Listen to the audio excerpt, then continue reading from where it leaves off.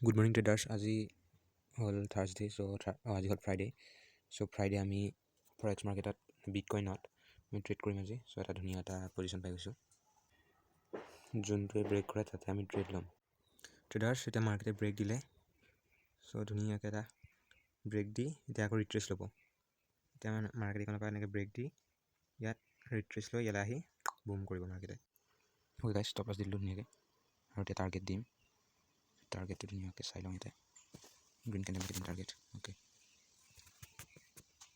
Okay target place কৰি দিলোঁ। কি হয় তেতিয়া $25 টাৰ্গেট। ট্ৰেডাৰ্ছ ৰাতিপুৱা বিটকইনত ট্ৰেড লৈছিলোঁ। মই ট্ৰেড লৈ অলপ মাৰ্কেট অলপ আপ যোৱাৰ পিছত মোৰ কলেজ যাবৰ সময় হ'ল। এক্সাম আছিলে, কেমেষ্ট্ৰি এক্সাম। মই যাব লগা হ'ল, সেইকাৰণে মোবাইলটো চাৰ্জত দি গুচি গ'লোঁ। তাৰপিছত এতিয়া আহি পাইছোঁ, দেখিছোঁ যে মাৰ্কেটে প্ৰথম টাৰ্গেটটো টাচ কৰিলে, বাট দ্বিতীয় টাৰ্গেটটো টাচ কৰিব নোৱাৰিলে। আমি ইয়াত এইখনতে ট্ৰেড লৈছিলোঁ।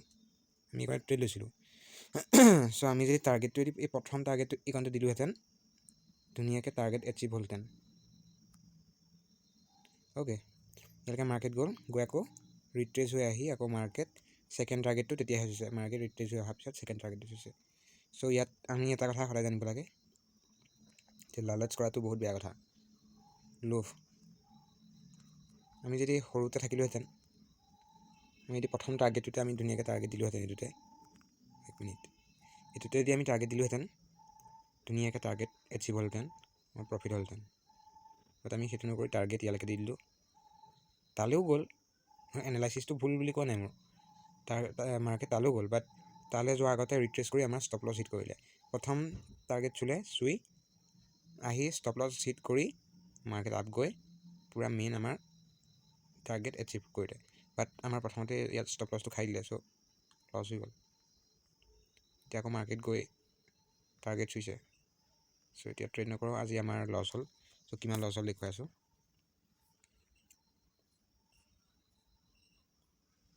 ট্ৰেডিং ভিউত মই এটা লৈছিলোঁ, তাত আমাৰ $55, ইয়াত দেখিছে, এইটো $55 লছ হ'ল।